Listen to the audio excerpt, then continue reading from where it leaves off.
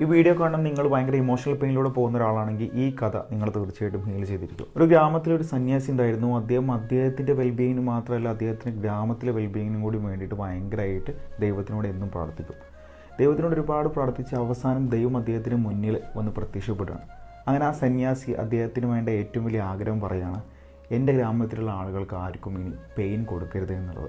അങ്ങനെ ദൈവം അത് അംഗീകരിച്ചു. ഇനി ഗ്രാമത്തിലുള്ള ആർക്കും തന്നെ പെയിൻ ഉണ്ടാവില്ല എന്ന് ദൈവം പറയുകയുണ്ടായി. എന്നിട്ട് കുറച്ച് കാലം കഴിഞ്ഞു, എല്ലാവരും ഭയങ്കര ഹാപ്പിയായി. ഒരു 6 മാസം കഴിഞ്ഞിട്ട് ഗ്രാമത്തിലെ ചീഫ് ഡോക്ടർ വന്നിട്ട് വീണ്ടും ആ സന്യാസി ഒന്ന് കാണുകയാണ്. ഭയങ്കര ഞെട്ടലോട് കൂടിയിട്ട് അദ്ദേഹം പറയുകയാണ്, എൻ്റെ അടുത്ത് ഒരുപാട് ആളുകൾ ചികിത്സിക്കാൻ വരുന്നുണ്ട്. എല്ലാവർക്കും പലതരത്തിലുള്ള അസുഖങ്ങൾ കണ്ടുപിടിക്കുന്നുണ്ട്, പെട്ടെന്ന് തന്നെ മരിക്കുന്നുണ്ട്.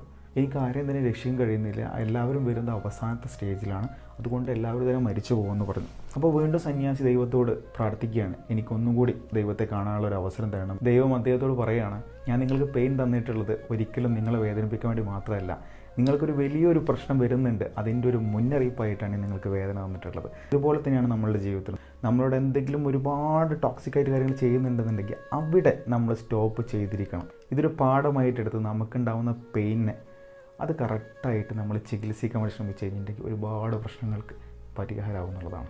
ഓക്കെ.